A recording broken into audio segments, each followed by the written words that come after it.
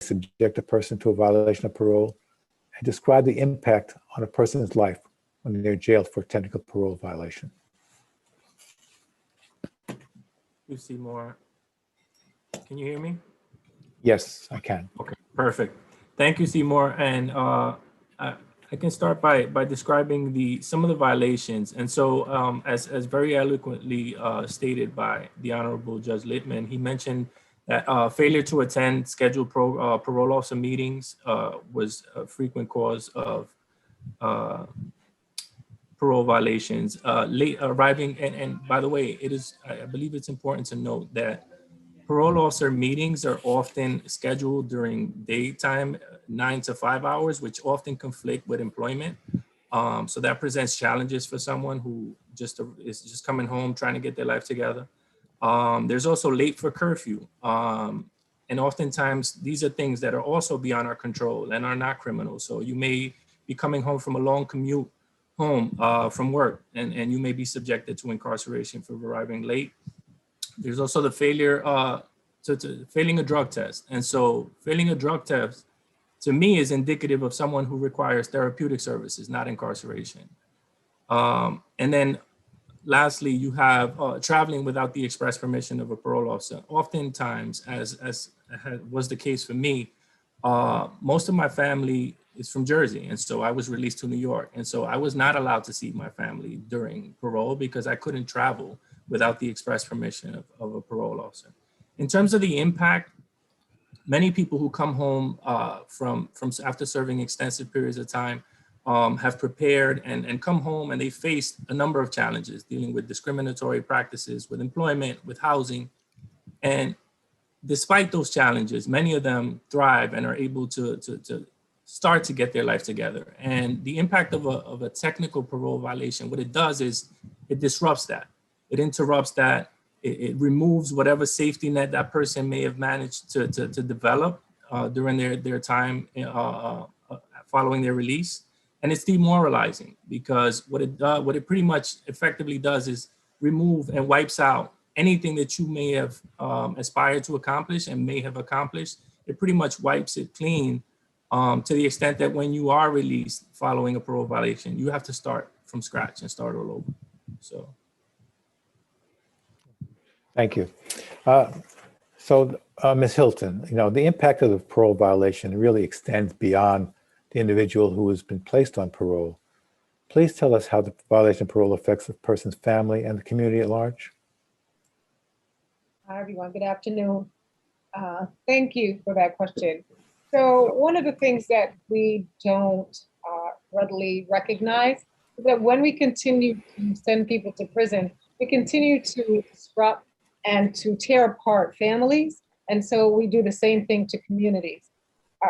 As most of us know, and for those that don't, women have become the fastest growing population being sent to prison for whatever reason. And the vast majority of those women are mothers. And so when you take a mother away, you disrupt the family, you tear it apart, and it just goes downhill basically from there. But also with the men. Right, we have many men that are fathers who are also primary caretakers of families, and so the same thing happens. And so what we have failed to understand is that the community at large is impacted by this because these are people within the community that really want to contribute, doing their best to basically acclimate and do good and just become contributing members of the communities. We give back so much. I myself, being an impacted woman who served 27 years, I have now created an organization. And so now I have the responsibility of a full team plus a much larger community than I ever thought possible. And if I was to get violated today, what would happen? What would that mean for the services that we're providing and the people that we're taking care of? We never look at it like that. We have people that we work with and that we're fighting for now who are facing violations who basically did not commit a crime. And so we can't continue to have that because the communities that these people represent are the communities that are the most hid. And we call them $1 million blocks, and they continue to be marginalized and so under supported. And so we must understand that we need to stop parole violations of any kind if they are not anything to do with a new crime. Thank you. Let me turn to you, District Attorney Gonzalez. Many people argue that people on parole who violate the conditions of their parole should be jailed in the interest of public safety. Do you agree with that premise? And if not, how do you think we should handle the matters of people charged with violations of parole? Well, let me first start off by saying good afternoon and thanking Donna and Glenn for sharing a little bit about their experiences.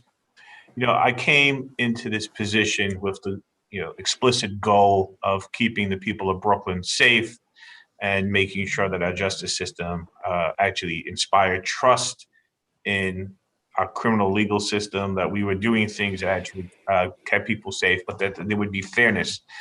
And this sense that, someone who's on parole is worthy of being reincarcerated for a technical violation without having other measures put in place first to deal with the humanity of that person seems wrong-headed.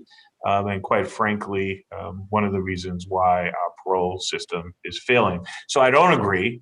I think that we have to try to figure out what the violation is that the person is alleged to have committed, and a technical violation by itself seems to be a disproportionate sanction to send someone back to prison for having committed. And I want to be real clear on this. For all the reasons that we've heard, that separating someone from their community as they're re-engaging and they're involved in re-entry is the opposite of creating safety. As district attorney, I've taken some unusual steps in my office to limit the impact of parole, which is my assistant district attorneys are asked to ask for the minimum amount of parole unless they have a good reason to ask for the most. Unfortunately, in our court system, it's not uncommon for judges to always impose the maximum period of post-release supervision, which further helps create this massive infrastructure of supervision, and thereby further making it a reason why often violations are being offered as opposed to getting services and treatment. But I think that as district attorney, it's important for me to tell the community that I do not believe that putting people back in jail for making a mistake and not getting services and connections to them is in fact keeping us safer.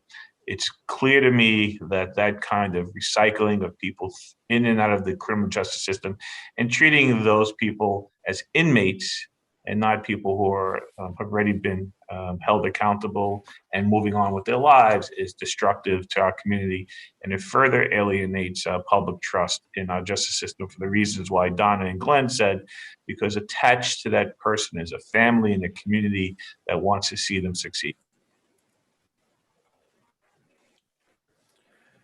Thank you. I think I'd like to point out that, I think your view is shared by a number of prosecutors throughout the state. And I know some of them have signed on to support the less is more bill, which I believe you were one of the first people to do that. So I believe I was the first district attorney very first. to sign on to this. I'm a true believer that the less is more bill will keep our community safe and restore fairness into our legal system. Among all of the reasons that we've just mentioned, it's also shocking the lack of due process people are given as they're being put through this parole apparatus. And so for a lot of reasons, and Judge Lippman really covered it very thoroughly, we should all be supportive of less is more. Okay. So you talk about the due process. That's a good segue. So Ms. McEvely, what happens when a person is arrested and given a desk appearance ticket to appear in court on a future date? And if a person is charged with a new criminal offense and detained on a parole violation based on that offense and subsequently released on that offense, will they continue to be held on that parole violation? Yes, thank you. A lot of times what we see in our practice as the providers of legal representation in New York City for accused parole violators, what we see is many times a desk appearance ticket or an arrest by NYPD with a desk appearance ticket attached to it more often than not results in a warrant being issued at either the precinct level, requiring the person to go to Rikers, or derails the desk appearance ticket from being given out and causes the person to be, the issuance of the warrant causes the person who normally would just be given a desk appearance ticket to be taken to the criminal court arraignment because of the parole warrant.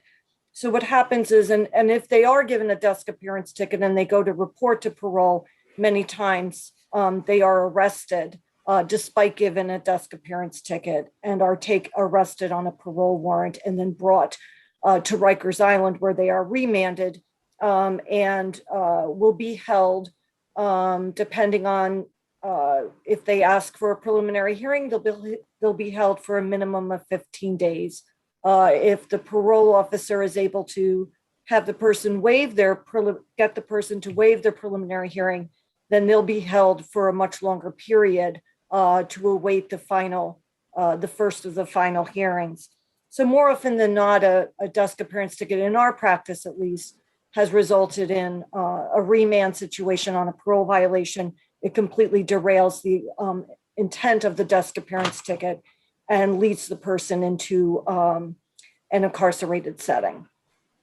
And as far as if they're released on a new criminal case or the case is dismissed, what we see is that the parole violation usually lives on.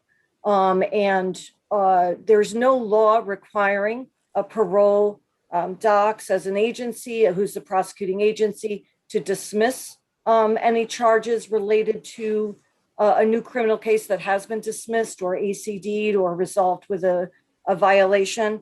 The law allows them to continue in the parole violation process. There's a different standard of proof, a much lower standard of proof, a civil burden, and the remand continues. And it's basically a system where once you're in on the remand for the parole violation, you really just have to kind of scratch and claw your way out of that remand, if that's at all possible. So I heard you mentioned people who were cases are dismissed or is a violation or German contemplation dismissal. Does that also apply to a person who's actually gone to trial and been acquitted with parole? We have seen situations where parole holds. I've actually personally represented clients who have received acquittals in criminal court, but are still held on the parole violation. They're still under remand. The judge in the criminal case where there's been an acquittal has no authority to lift the parole hold. And the parole hold exists separately in the track of the DOC's administrative hearing process. And so people, if the day that you get a not guilty verdict, even if your parole warrant is based largely on those criminal charges, you still have to be kept in remand and brought to the parole violation system to try to fight for your freedom. And if I could add to that just briefly, Seymour, during the pandemic, we were trying to reduce the population of folks who were being held inside. And there were a number of cases that came through my office during this period of time where a person had been on parole, and we were not prosecuting those cases. We were declining prosecution of many of low-level offenses of the lowest level during the pandemic. And even though my office was declined to prosecute the cases, the folks were being held on these parole violations. And so that was particularly troubling during that period of time because they were being held for weeks and months at a time. I think that's one of the things that the less is more bill would address. So hopefully we can see some progress in that regard. Thank you, Ms. Diaz-Gonzalez. Mr. Rodriguez, are there any incentives given to persons on parole for satisfactorily completing their periods of parole? And what role would incentives play in helping a person comply with the conditions of parole?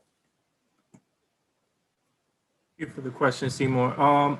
The current system as it exists, there are no short-term incentives. The only existing incentive at the moment is there's a discretionary review after a 3-year period of being on post-release supervision, upon which your case is assessed, and depending on your adjustment, you may be potentially discharged early from parole. But that is not a mandatory thing. It doesn't just happen. So there are no short-term incentives. Incentives, which I believe less is more bill proposes earn time credits for every 30 days that you do on positive adjustment. For every 30 days of positive adjustment, you earn 30 days back. That would definitely support people through their transition and motivate them to want to, push forward despite the challenges that are presented with reintegration. So there are a number of challenges, but this would definitely be a driving force rather than be looking forward to 3 years from now at something that may not necessarily happen. Okay, thank you. Ms. Hilton, D.A. Gonzalez earlier talked a little bit about the need for due process in the proceedings. When a person is charged with a parole violation, they're entitled to a preliminary hearing to determine whether there is probable cause for that violation. As we heard Mr. McEvely say, sometimes the parole officer will tell the person on parole to waive that hearing. Is that a problem? Yeah, good question. Thank you for that, Seymour. It is it's a problem. It's very problematic.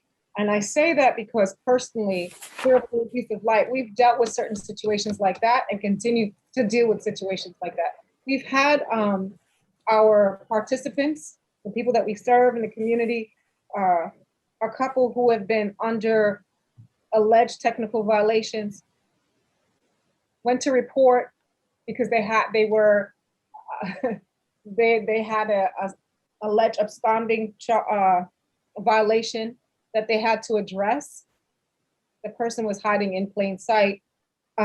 So the person went to parole. This one particular person went to report, and once at parole, cuffs were placed on them, and they were placed into the car, and they were being taken to the county jail from which their instant offense happened. So when they were in the car on the way to the jail, the parole officer was telling the person to waive their preliminary, to waive their hearing, like really pushing it, not just talking to them, but coercively saying to push them to waive their hearing.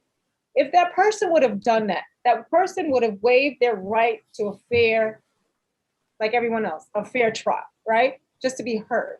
And so what wound up happening is that person was not found guilty or accused of any kind of violation because the person had not absconded. And so it was tricky, right? But I'm using the most difficult technical violations that some people face. Absconding happens to be one. That to show what parole officers, not all of them, because not all of them do that, but we do have some that do that. And so you push people into these situations where, okay, I'm not going to go through this. I don't want to, maybe you'll be nice to me and you won't give me 2 years upstate because I did this. Maybe you'll just recommend a year or 6 months or 3 months. And so I won't have to do all this time so I can please the parole officer. So this won't happen. And this is wrong. And we see this happening over and over and over again. Again, it's not every parole officer, but it's enough to be of concern. It is too much. One is too much because then we force people into giving up their rights, giving up the opportunity to fight, which they don't have a fair fight anyway when the process is right now. And so that's why less is more is so important to pass. And so we continue to see this, and we can't continue to have this happen because it's just not morally or integrally right on its face. One of the provisions of the less is more bill would prohibit the waiver of that preliminary hearing. Ms. McEvely, at that preliminary hearing, individuals are not entitled to representation by an attorney under the current law. However, in New York City, attorneys are appointed for the individual at the preliminary hearing. Would you tell us what effect legal representation at that preliminary hearing has on the parole violation case? think it has a tremendous effect. Having a lawyer at the preliminary hearing really sort of stops the momentum on the part of the agencies to just sort of treat the preliminary hearing as a sort of like, I just have to show the paperwork and I am able to substantiate the charges. A lawyer brings to the proceeding a little bit, more gravitas to it, to remind the hearing officer of the standards of evidence, to remind the preliminary hearing officer about the due process rights of the client to participate and to confront and cross-examine. And in New York City, at least, in 2019 to 2020, about 20% of the 2,300 preliminary hearings that were held in that year, about 20% of those warrants were dismissed at the probable cause level. And I attribute, well, some of those might have been administratively dismissed because the state just wasn't ready. I do believe that having the lawyers representing the clients and really challenging the evidence makes a huge difference in the outcome. In addition, asking for a preliminary hearing and insisting on a preliminary hearing is the quickest way under the current laws to get to court after you've been remanded, because there is no right to see a judge under the current New York State law, to see a judge until your preliminary hearing. And that's guaranteed within 15 days, which is a very long time. But if you waive it, it could take up to 90 days before you could see an administrative law judge to try to fight for your freedom. So having lawyers at the preliminary hearing is really important. And that's another provision that Liz Moore would address, mandating the legal representation at that preliminary hearing and throughout the parole proceeding. If a person is unable to afford an attorney, that one would be provided to them. District Attorney Gonzalez, how can parole make better use of alternatives to incarceration for those charged with violations of their parole conditions? Well, it should come with an understanding that what the parole system was really meant to do was to help people succeed and transition back into their community. And if a person is struggling, maybe late appearances with a parole officer, maybe misses an appearance, it should be indicative of the fact that a person may need some support, may need services, and they need some help. And we should think about our folks who are currently on parole the way we think about people who are pending in our criminal justice system, thinking that we can have safety if we can work towards making them successful and maybe changing some behaviors. And, we should really be demanding of our parole system that incarceration, a re-incarceration, is considered a failure, that the person and the supervision of the person has been unsuccessful and a failure and a last resort. So making sure that we connect persons to services, we connect them to people in the community that can help them be successful and model appropriate behaviors is important. But at no time should our, parole system be sort of a mechanism that's meant to trip people up for having some failures in their life and then reincarcerate them. Very few people are perfect, and many people coming home from jail or prison, as we know this, are dealing with all kinds of issues, trauma issues and other kind of issues. And these are appropriately handled by community-based organizations and other people in our community to make sure they're successful. If they are successful, then our communities will be safer. And again, I believe that's the appropriate way to handle these issues, especially very few people are being rearrested on violent new crimes and are actually posing a public safety threat. And so to use this money and to use these resources is really not being done in a smart way. It's creating this large system that's not actually focusing its resources on the people most deserving of intensive supervision. Can you elaborate a little bit on some of the programs that you run in your office for people who are charged with offenses, those alternatives to incarceration that have successfully enabled them to navigate the system and to, get themselves back on track?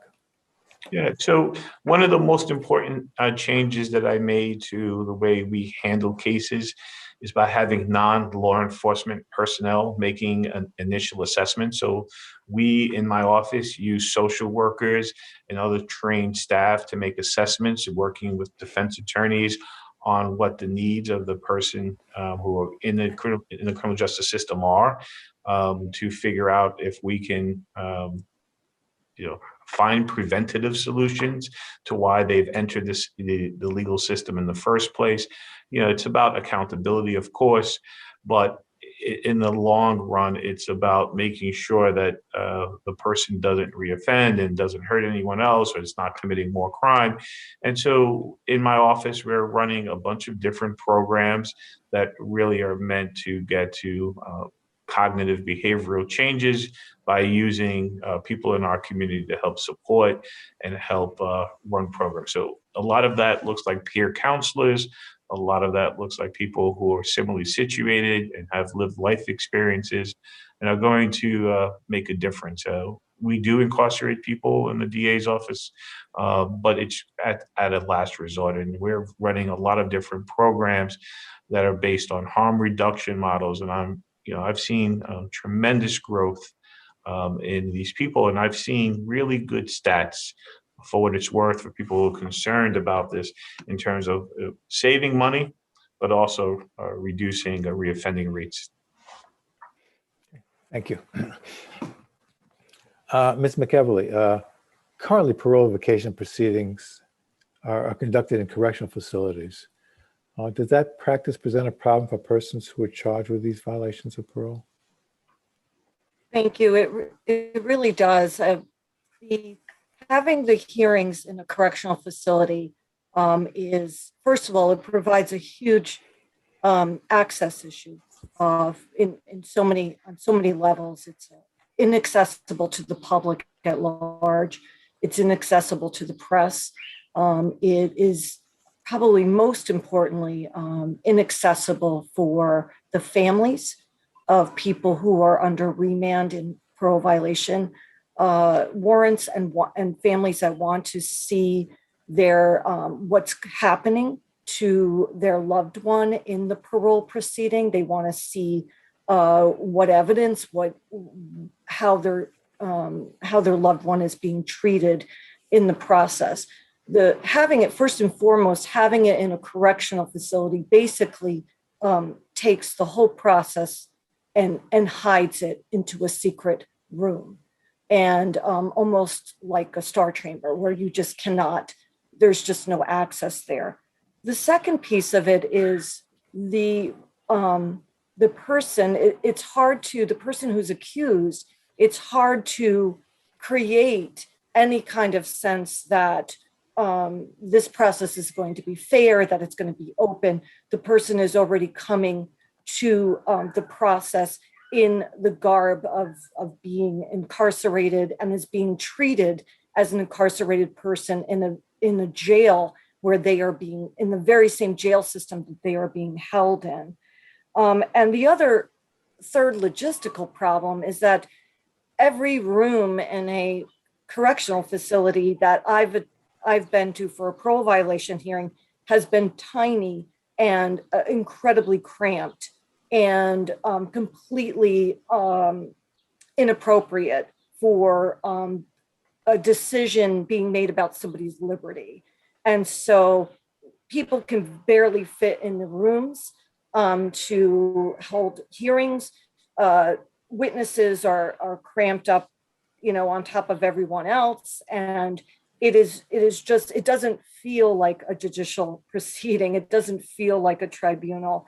And it gives the impression that the liberty interests of the person who's accused is really on the level of like what would be an inmate infraction hearing. Again, going back to the comment made earlier by one of the panelists, that the whole process is sort of treating the person as an inmate rather than as a civilian, a citizen with liberty interests. And, and how long does the parole board, I think you mentioned that, it's 15 days to a preliminary hearing and then I guess 90 days to the final hearing. Correct. How long do these proceedings generally take? And, we heard Mr. Rodriguez talk earlier about the fact that how it disrupts the person's reentry and makes it almost necessary for them to start all over. How long does it take to actually complete these hearings? And on the average, it takes, whether you have a preliminary hearing or you waive the preliminary hearing, nothing really happens quickly.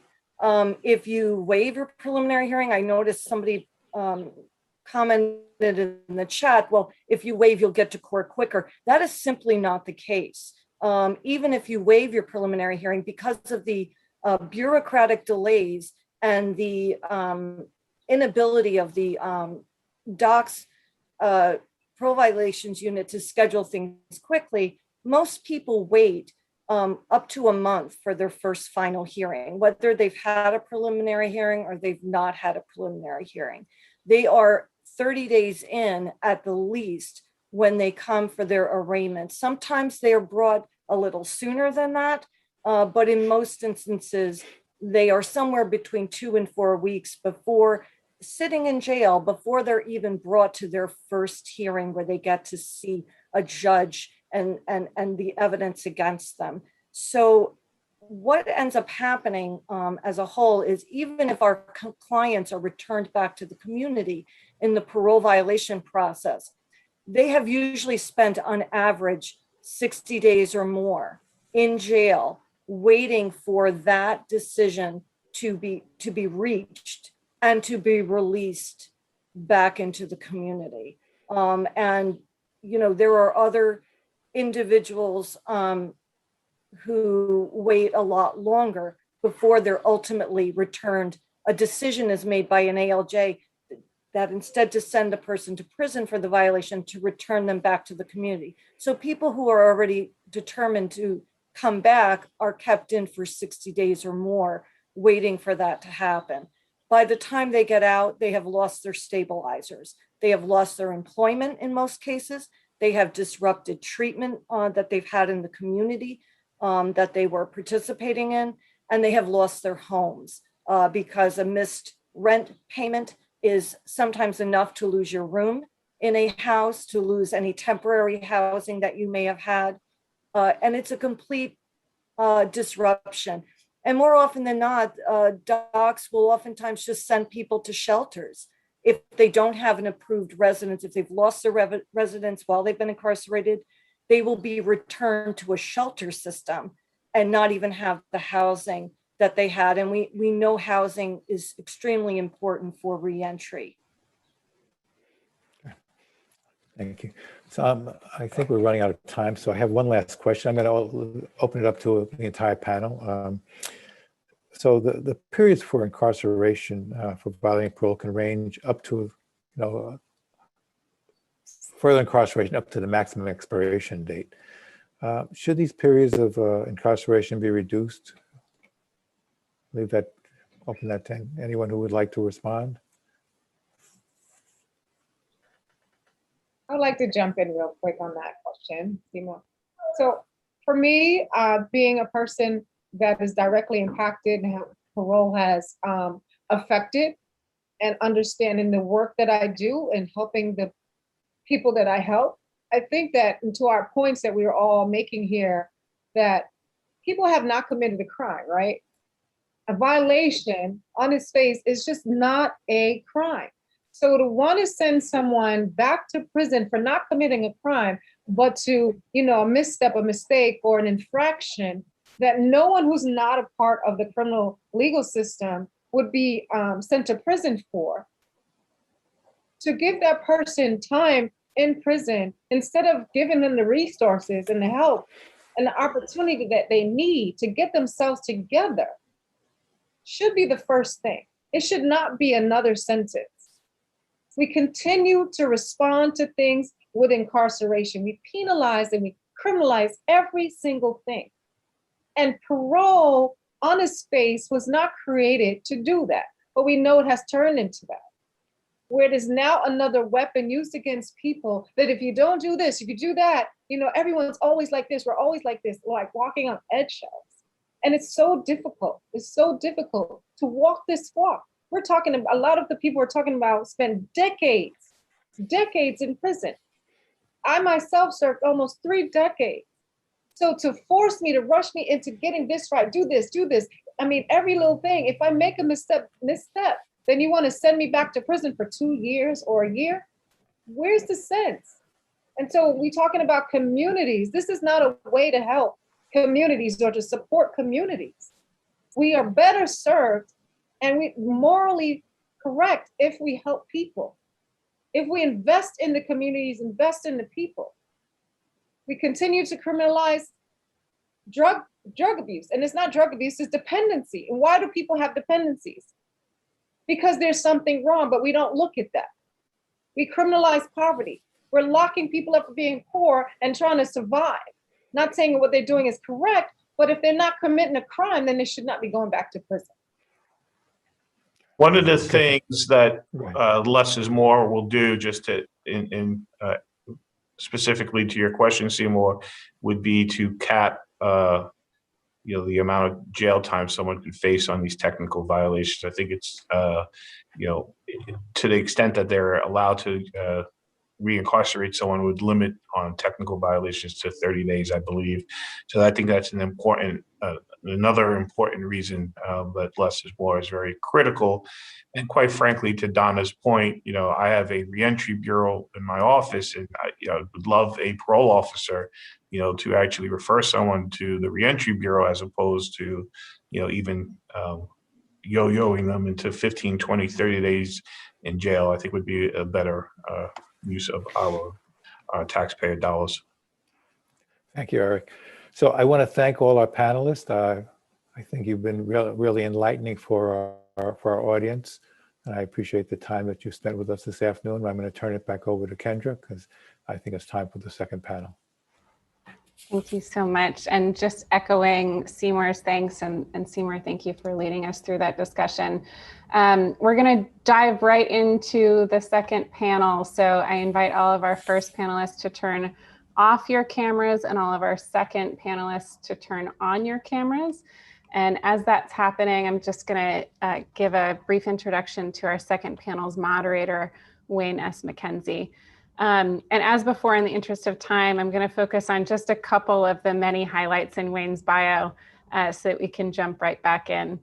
So Wayne serves as general counsel for the New York City Department of Probation, where he is the primary advisor to the commissioner and fellow cabinet members on all legal, legislative, and compliance matters. Prior to joining the Department of Probation, Wayne was the founding director of the Prosecution and Racial Justice Program at the Vera Institute of Justice, and before that, a prosecutor in the Kings County District Attorney's Office in Brooklyn. Wayne sits on the American Bar Association Criminal Justice Section Council, where he is currently chair-elect, and that section is one of the co-sponsors of today's event. And Wayne is also a past president of the National Black Prosecutors Association and a 2-time recipient of the association's Presidential Award of Excellence, among several other awards. He is a graduate of the City College of New York and the George Washington University School of Law. Thank you so much for moderating this discussion, Wayne, and I'll turn it over to you. Great. Thank you for that kind introduction, Kendra, and thank you to the Justice Lab and the New York State Bar Task Force on the parole system. And in keeping with the brevity and time, I too am going to jump right into introducing this fine panel. And my introductions will be very brief, after which each panel list will give you a 2-minute opening statement, so to speak. So first we have Denise O'Donnell. Ms. O'Donnell is a strong advocate for parole reform and is chair of the revocation subcommittee of the New York State Bar Association's task force on the parole system. So Denise, if you can jump on in with your opening comments. Great, thank you for having me. I have approached this issue of parole reform improvements and essentially reducing the number of parole revocations from a number of different vantage points. I was director of the Bureau of Justice Assistance and worked on the Justice Reinvestment Initiative that I'll talk a little more about. I was, before that, the director of public safety in New York under 2 New York state governors who, had some responsibility for parole and worked with the Vera Institute on some parole efforts in New York early on. And then was a career prosecutor and U.S. attorney and now serve on the commission or the task force. And, I have to say one common theme that has gone through all of the presentations has been how parole is really the black box of the criminal justice system. For so many years, I did not understand it, even as a prosecutor, even as a career prosecutor, and understand the harmful impacts that parole can really have on people returning to the community. And I think a lot of judges and lawyers were similarly situated. And now to look at the exorbitant costs and the human costs of the parole system and the fact that it's not really protecting us as New Yorkers is a call to action that we really need the less is more bill. So we are on this panel really talking about opportunities. We've talked a lot about the system and what's broken, and there's a lot of opportunities out there. So at BJA, I was lucky to work on the Justice Reinvestment Initiative with Pew and the Council of State Governments, and to see that almost half of our states have implemented parole reforms. And one of the biggest reform is incentivizing positive behavior. We've heard so much of the parole system is negative, and to give people incentives, to give them control over reducing their time on parole, 30 days for good behavior, incentivizing them to follow the rules is an extraordinary opportunity for us in New York, and can really not only reduce the amount of time people spend on parole and the number of people on parole, but can really help induce positive behavior for people on parole.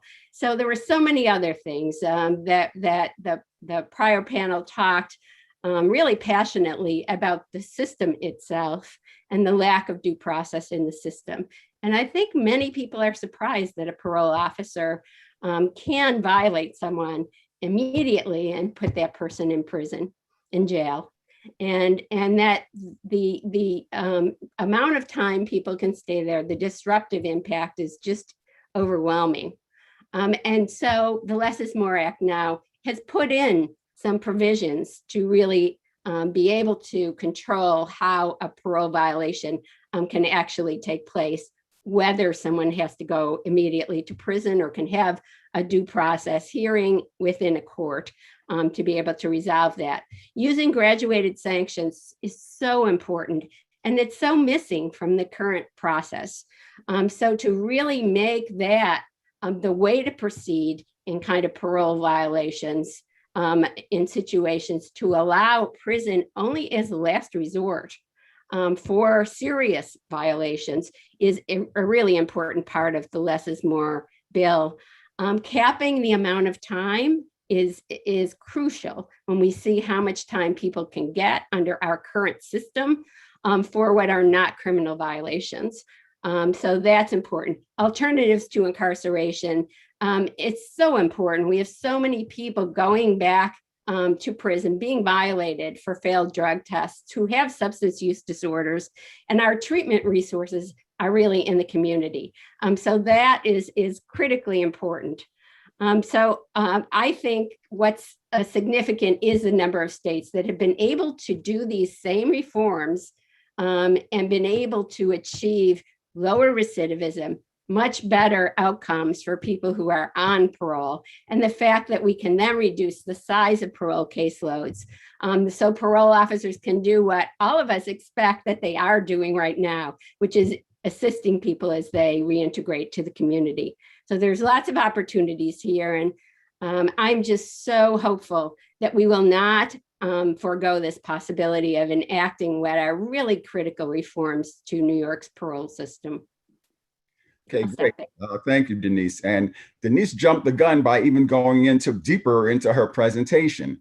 So we're going to hear more from her, but I'm going to remind our other panelists just a 2-minute opening comment, and then we'll start unpacking more about potential reforms. So next we have Julie Kemper, who's currently the Missouri Director of the Division of Probation and Parole. Julie? Good afternoon. Thank you very much for inviting me today to present on the Missouri experience. I feel really far away from you all, being in the show me state of Missouri. I am the Director of Probation and Parole and was also the reentry manager for many years within the Department of Corrections. And so I really enjoyed hearing you all talk about reentry and the importance of preparing people to come home, and more importantly, to stay home. I joined to listen to the first panel, and it's always very encouraging to know that all of us struggle with the same kind of issues, regardless of where we're located, and that it's not just happening in the state of Missouri. This job is hard, and it's oftentimes hard for everyone in the criminal justice system to agree upon one single definition, and that is defining when someone is truly a threat to public safety. And I truly believe that that in itself is part of the problem. I'm anxious to share with you some strategies that we have implemented in Missouri to reduce the number of returns to prison as a result of technical violations received while on probation and parole supervision. I will tell you though, before I get started, regardless of what strategies Less is More has incorporated within it, and regardless of what strategies we try to incorporate to master this, the change in community supervision practices starts with changing the culture of your organization, especially when you're moving from one that appears to be a punitive culture to one that recognizes the evidence-based practice of actually incentivizing behavior. This requires leadership that genuinely supports and believes in the strategy and is equipped with the support to educate your staff and educate the way we philosophically think about community supervision. So while I have some strategies to share, I had to share first and foremost how important it is that it starts with the leadership of your community corrections organization. So again, I look forward to sharing some of the specific strategies with you shortly. Thank you. Next, we have Dr. Amanda Seward, who's currently a professor and the Director of Criminal Justice at the City University of New York, Kingsborough Community College. Dr. Seward. So good afternoon all, and thank you for allowing me to join you this afternoon. So I feel like I've been around the block a couple of times because I came into the department back in the 80s. I was the first substance abuse counsel for New York State Department of Corrections.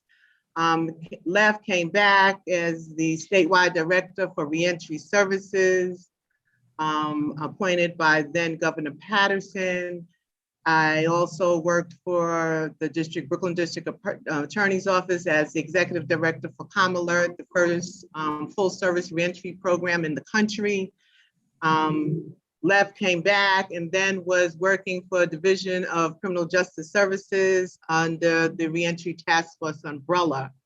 And now at the City University. And I just want to say that I think that having the opportunity to really look at the landscape and really understand the issues on all different levels, I think one of the things when I think about less is more, and I listen to the first panel, is that if we can just get everybody just to listen to and look at the data, if people can just look at the data and let the data lead us, we would be so much further along when we talk about criminal justice reform.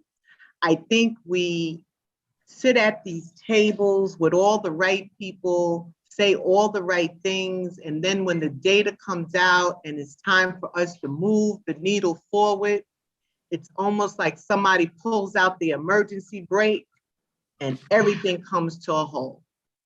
And I think we've had so many less is more conversations. And I think the people understand. I really believe that everybody that we talk to really understands what it is that needs to be done. I think that the people who don't understand and have the most apprehensiveness are the people who actually are doing the work. And I think that it's not that they don't want to do this. I think that it's new. I could remember when I worked with Denise O'Donnell, when we talked about reentry and compass and phases, and we used what we wanted to call at that time, I called at that time almost like the dirty word, which was reentry.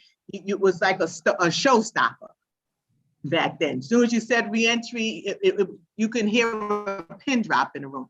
So I think we have to really take this time and really talk to the people who are out there doing the work, who's trying to enhance public safety, and get them to understand that we appreciate what they're doing. And I don't think their practices are no longer outdated. I really don't.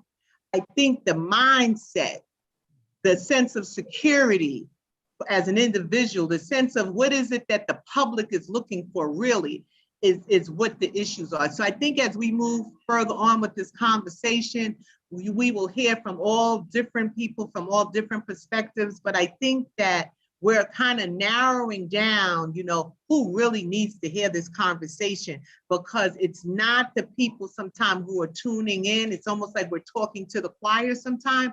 We have to get, as my colleague, Dr.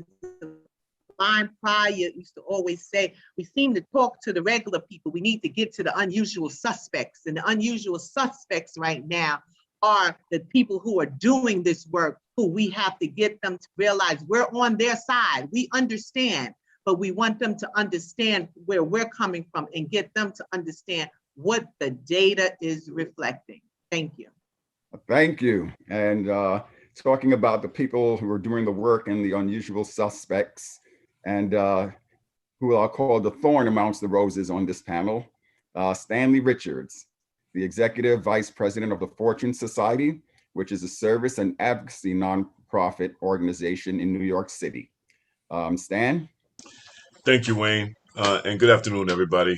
I come to this work by my lived experiences, being formerly incarcerated, cycling in and out of jails and prisons.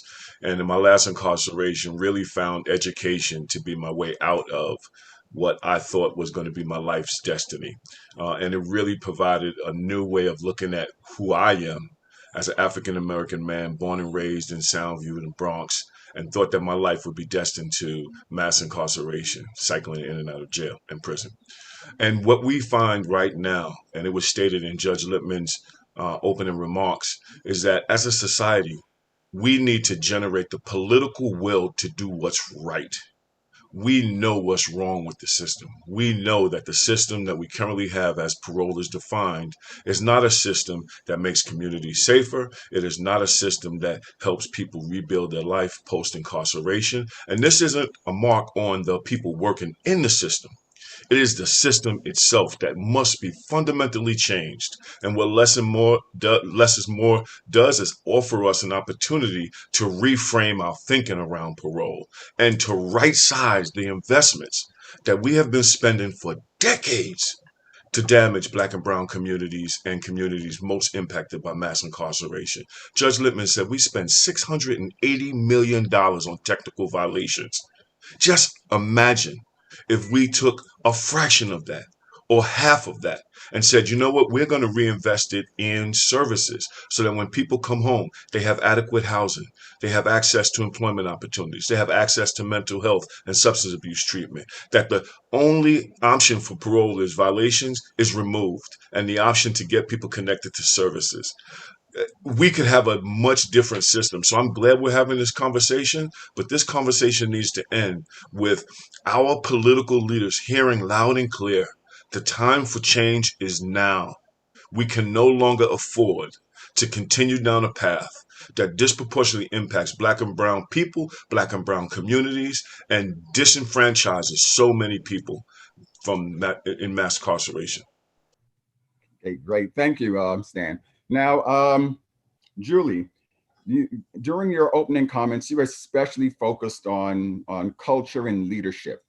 Now, you've spent more than 3 decades doing this work in Missouri, and Missouri has actually already made some of the changes that are proposed in the State Bar Association Task Force and the less is more legislation.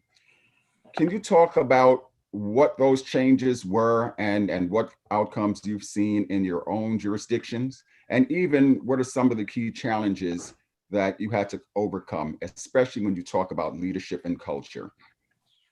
Sure, thank you very much. Just to give you some history, in 1990, our prison population was right around 14,000.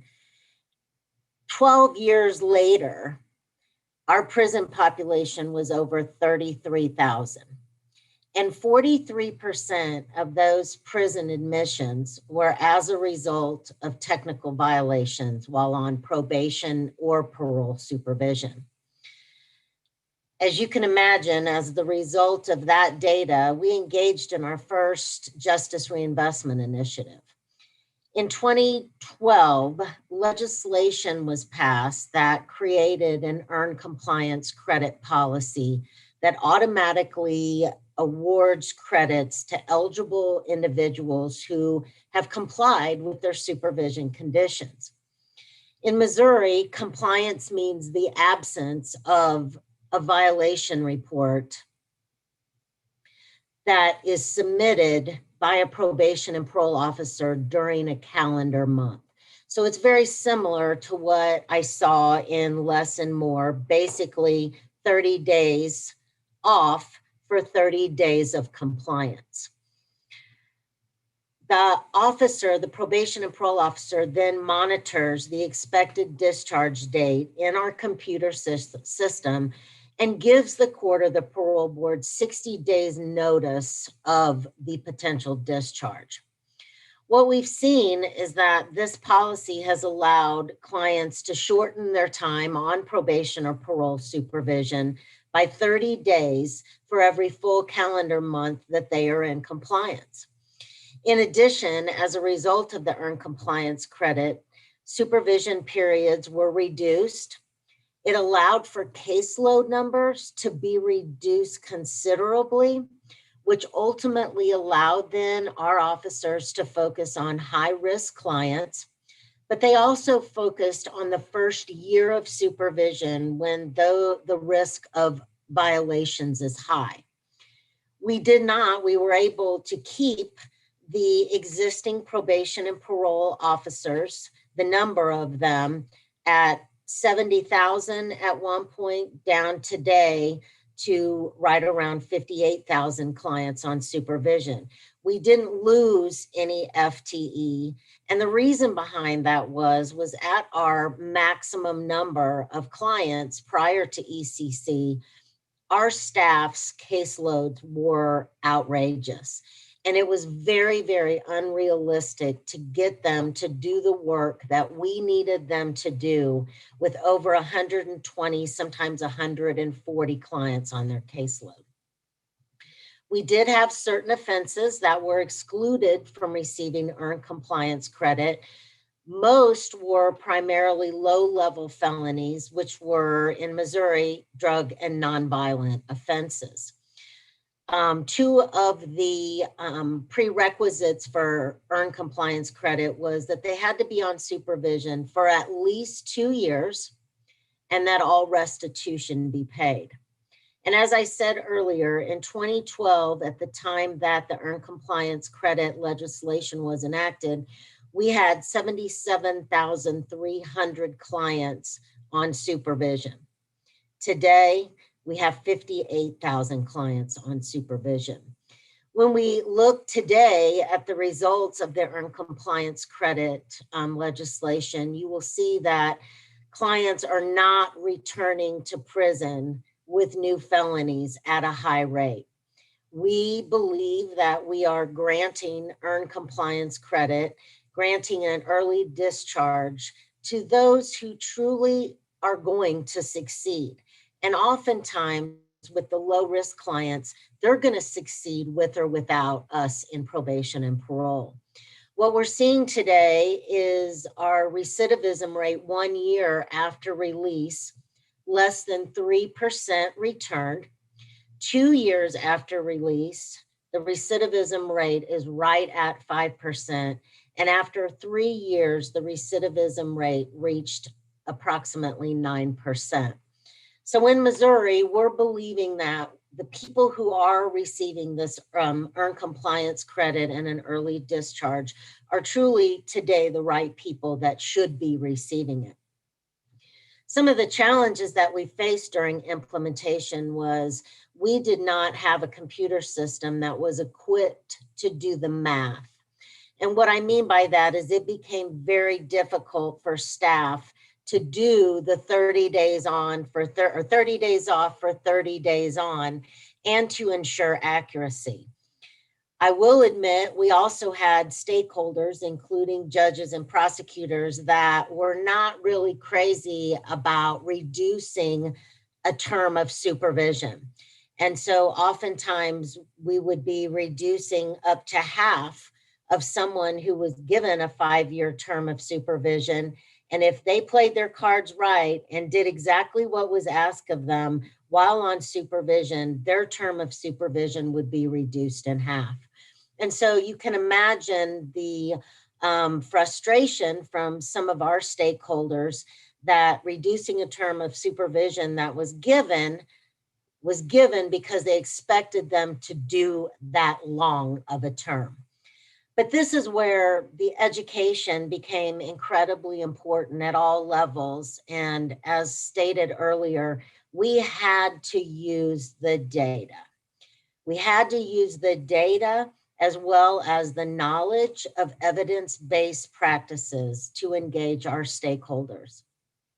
Today, almost 10 years later, we are still continuing to educate stakeholders on why this practice works. Along with earned compliance credit legislation, just very quickly, we established using citations in lieu of violations for certain low-level violations. And what I mean by that is it would be in comparison to a warning ticket versus going straight to writing a violation report. Because as I said about earned compliance credit, it was absent a violation report is what got them the 30 days credit. And so, as it's been said earlier, when we have special conditions that sometimes are unrealistic, the number of special conditions can be unrealistic. It was really hard to go violation free for a long period of time when the number of special conditions and the actual special conditions in Missouri are very outdated. So being able to give them a ticket, if you will, which we call a notice of citation, a warning. We also created a behavioral matrix that our staff use today to guide them to ensure that an evidence-based sanction and incentive is given for specific positive behavior as well as negative behavior. It was also mentioned earlier about absconding, and that is the #1 technical violation today for technical violation revocations in Missouri. We changed our policy to allow for a 90-day re-engagement period before a violation is written. And what that means is this allows 90 days for the officer to work towards locating the client, talking with family, going to their employment, and truly trying to re-engage them on supervision before declaring them an absconder. We've also used the data to identify technical violation revocation clusters, if you will, in Missouri.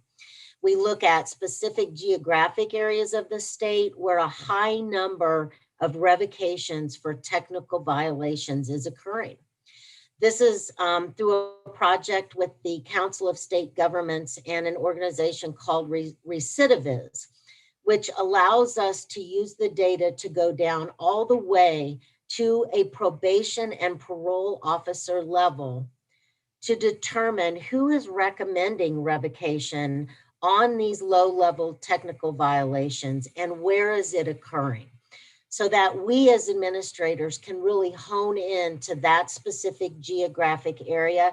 And it may require education. It also may require telling staff that if you're in this job to put people in prison, this probably today is not the job for you.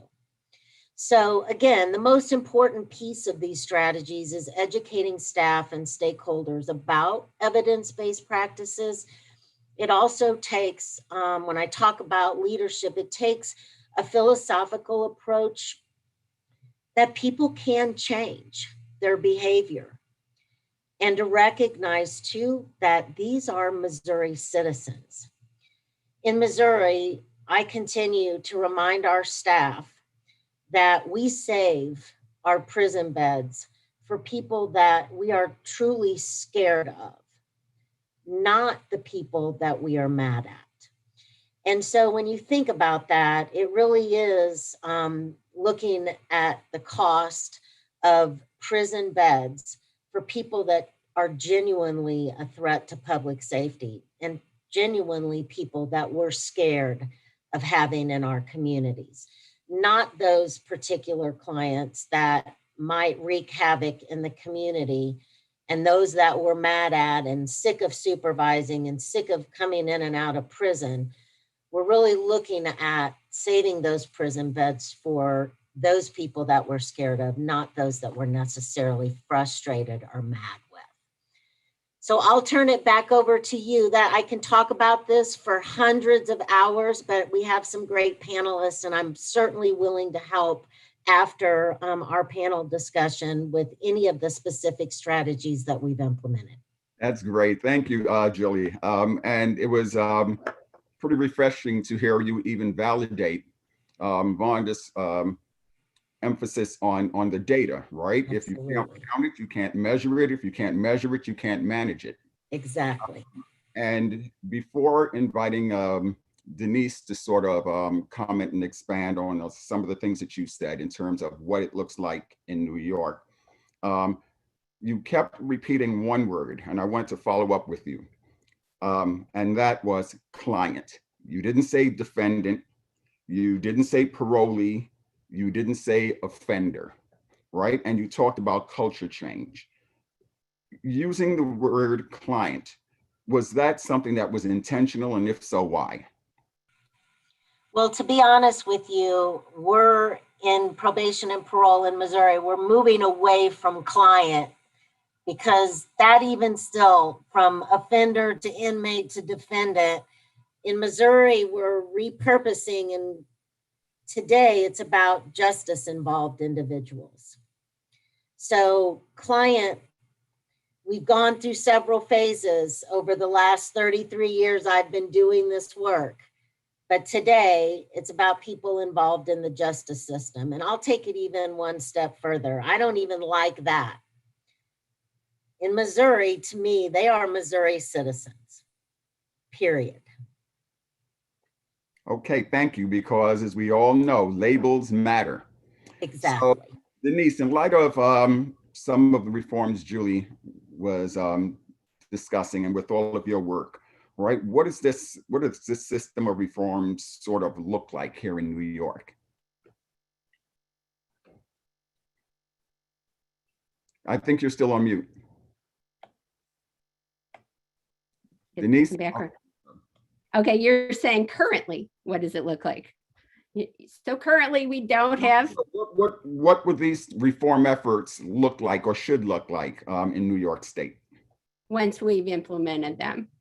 So great. And that's a good, I want to follow up too on a question that was put up for us, which is, why do people have to get 30 days of incarceration for a technical violation? I was like, no.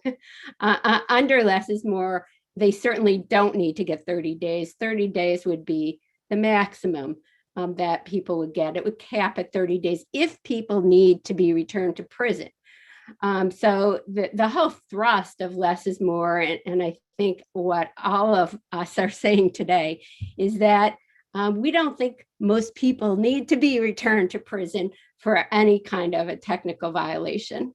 We think that for them to really get the support they need to be in the community. And we need to have more programs, but we already have programs that can really assist people. So, we talk a lot about the fact that many people are in prison because of using illegal drugs and having a substance use disorder. And we've come to the realization, I hope, in the criminal justice system, that this is an illness, it's a disease, that we need to treat it. And we have treatment. We have medically assisted treatment. We have treatment programs in the community that can assist people. Why then are we sending people back to prison because they have a substance use disorder and fail a drug test? That needs to end. And the Less is More Act provides a way for people to get those kinds of services in the community and not going back to prison because of it. The part about changing the culture, I think, that Julie mentioned is so important, because our culture now is punitive.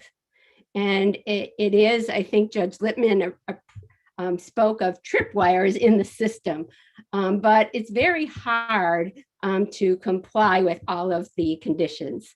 And there's no evidence that because people can't comply with those conditions, that they're going to commit another crime. So we really need to be able to help people return to the community and transition in the community. And by reducing the caseloads that parole officers have in New York, which are exorbitant, as much as the paperwork and everything else that they do, so that they can concentrate on the people that they need to concentrate on and not on others, by shortening terms of incarceration, we can really refocus the resources that parole has.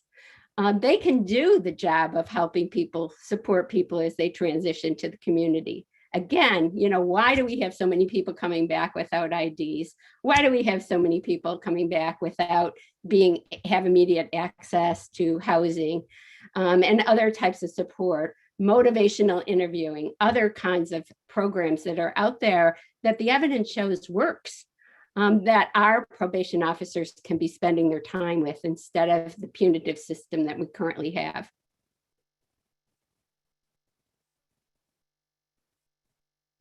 Now you're on mute. Thanks for returning the favor. Avonda, you've been in the trenches in this reentry and parole space here in New York City and New York State. You know the culture, the competencies, the capabilities landscape. Is there a system capacity for reform? And equally important, is there an appetite for reform?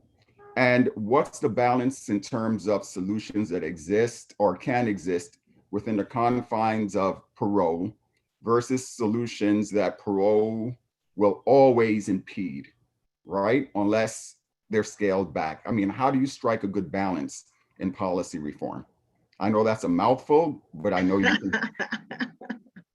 Well, I think there's two things. I think the first thing is, if we look at the makeup of a parole officer, parole officers have 4-year degrees, and it wasn't until 2014 that they allowed individuals that had 4-year degrees in any particular field. Prior to that, you had to have a 4-year degree in psychology, social work, sociology, some sort of human service field.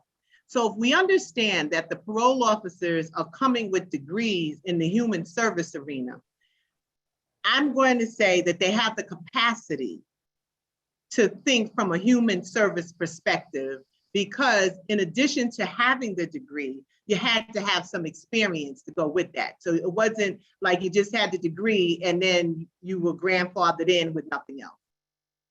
I also think that going back to the days when I said we had to use that word that no one liked, reentry, you had individuals who were very resistant to that reentry, who thought that, using my old, boss, Charles Hines, thought that we was doing that hug a thug thing, that we was massaging the thugs, but that wasn't what this was about. And they thought we were being soft on crime, and that wasn't what this was about either. What it was about was meeting individuals where they were at and being able to do graduated responses. And graduated responses is so much different from graduated sanctions, because as someone did something good, you were able to give them something good. If somebody did something that needed to be addressed because they didn't quite get it right, you were able to give them the right dosage. And I think when we think about parole's capacity, and looking at so many of the young individuals that are coming into the department now, they're coming in, I believe, with the right attitude. I think where the bump in the road is coming in is some of their superiors are still from the old regime. And some of their superiors still have battle wounds from their era of when they were not supported by their superiors when certain things took place. And they're not trying to get put on the front page news. Wayne, they're not trying to do that. Let's be real. When you work for state government for 15, 20 years and you only have a few years left and you can see the pie in the sky, you're not trying to let somebody ruin all of that. And it's not fair that we have to put the threat to public safety versus I just don't like you versus I can help you in the same pot. Those three things, it's like oil and vinegar trying to get together, and we know that doesn't work. You got to keep shaking it in order for it to stay, together. And I think that the parole staff have what it takes to do this. The leadership that's there right now, Anna Enright, when I was the statewide director for reentry services, Anna worked under me. She knows her work. And I've said this in several forums. Stacey Dorsey worked under me. Detrell Howell, all of these key people worked under me. They know the work. They can give the information to the parole staff. They know the community-based resources. I've been knowing Stanley, and Stanley been knowing me when my hair was black, and I knew Stanley when Stanley had hair. So we've been doing this for a very long time. So we know what needs to be done. Issue that exists, I believe, is that there is no one giving them what they need to stand on solid ground to make these decisions. Because when we take someone, as they would give an example, who has a substance abuse problem, there needs to be a think tank put together with OASIS. What do you do with the person who has exhausted all possible treatment modalities and may choose to still engage in substance abusing behavior? Nobody wants to still just get high. People think that, oh, they just want to get high. They don't want nothing. That's not true. That is not true. They need other options. They need other alternatives. They need other environmental things. And I just think that what we have to do is sit with the right parties to get the right processes together and stop thinking that everything is a one size fits all. However, we have to, as I learned in Albany, we have to change the car tires as the car is moving. We need to put less is more into action, because if we look at the compass scores and those who are already reporting quarterly, let's move them on and out. That we don't have to do one big dose at one time. Let's move it slowly. But we have to get it moving, because the way we moved the reentry model forward was we did it slowly, as we move slowly and they saw results, more and more parole officers, more and more staff bought into it. But I believe parole has what it takes to do this. I think the staff they will buy into it. I think we just have to present it. We have to show them. As I said when I wrote something in the chat, we're not coming at their jobs. This is not about their jobs. This is about supporting them as they're trying to do their job. It's about reducing their caseloads so that they can focus on those who need the help. The people that you saw on the earlier panel, like Donna and the other gentleman, I think his name was Glenn, they didn't need all this micromanaging. They needed it at the beginning. And I think that was the 2015 Pew report said that there was something what we call overconditioning. And it also said that as much as we want to try to help, we got to let them, go, let them do, because when community supervision is over, it's over. Why not slowly transition them out, give them the less is more model, and let us move forward. Thank you. And so, Stan, you heard Vonda talked about giving them what they need. And you're in the business of giving them what they need, right? And we know for many people, parole doesn't lead to a successful reentry. And in some cases, it may even be affirmatively preventing successful reentry. Now, the programming, tell me, what does that look like in practice? And how can these reform policies help empower you in your work to move individuals successfully out of the system? Well, thank you for that, Wayne. First of all, I think we have to recognize that in New York, we have a pretty rich network of service providers ready and willing to engage on this issue. What we haven't had is the political will to invest in services as opposed to investing in punishment. We have far too long been on automatic pilot where everything looks like a nail and then we treat it as such and we hammer it. And that is about parole violations. And that's not speaking to the parole officers or those who work in the system. That's speaking to the system itself. And so what we know, one of the things we do at Fortune, we provide a range of services for people: reentry housing, licensed mental health treatment, licensed substance abuse, employment, retention, family reunification, HIV/AIDS case management, care management, healthcare, because we know those elements are critical for someone to rebuild their life after incarceration.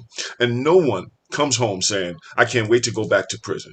People come home with a degree of hope that hope gets dashed, whether it is the overconditions as Vonda talked about, or whether it is rejection after rejection, whether it is never being seen other than the number that you had, your DIN number and your conviction. And as a society, we need to begin to make changes. We need to get the political will to fundamentally change the system so that parole officers have reduced cases. And that's why less is more is so important. Reduce cases. We need to right size our investments from investing in incarceration and investing in services. We need to then make sure that we are reinvesting in the community. Part of what's happened in New York, you look at New York, closed Rikers, closed Rikers Reinvestment Committee, that's a commission that's looking at how do we reinvest the money as we reduce our reliance on mass incarceration to reinvest in communities impacted by mass incarceration and build out our social services so that people have access to services adequately, is the right way to go. We need to be doing a similar move on the state level. As the numbers have been coming down, we need to then reinvest those monies back into the social services safety net so that the men and women who are coming home are able to access services and stay connected to their community, so that there is a diversion part, like the less is more, talking about eliminating technical parole violations. No technical parole violations should go back to jail. We should be connecting them to services, employment, treatment, mental health. And so there is a wealth of social service networks in New York City that we just need to invest in, and we haven't done it. You know, I once heard that what government tries to do is to solve a massive problem with a nickel investment. But when it comes to incarcerating and doing trauma, imposing trauma on communities of color, we see our investments skyrocket, and we need to reverse that. Okay, great. Thank you. And thank you to all of the panelists. And before I turn it back over to Kendra, you know, I always talk about the 4 R's of the criminal justice system: retribution, rehabilitation, reentry, and redemption. And as a system and as a society, we've got to answer the question, do we believe in redemption? Or does our desire for retribution outweigh our belief in the other 3 R's? And if so, does it make us more safe or actually less safe and more vulnerable? So thank you to each of my panelists. And Kendra, I turn it back over to you. Thanks so much, Wayne. And I echo your thanks to our panelists, both from this panel, from the earlier panel, and to Judge Lippman for giving our keynote to start us off.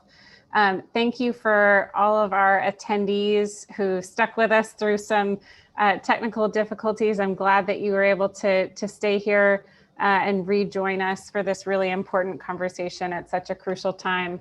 I want to also just quickly thank our co-sponsors for today's event, and encourage everyone to stay connected with the Justice Lab and with our co-sponsors as we continue trying to provide the best information to move parole forward in New York.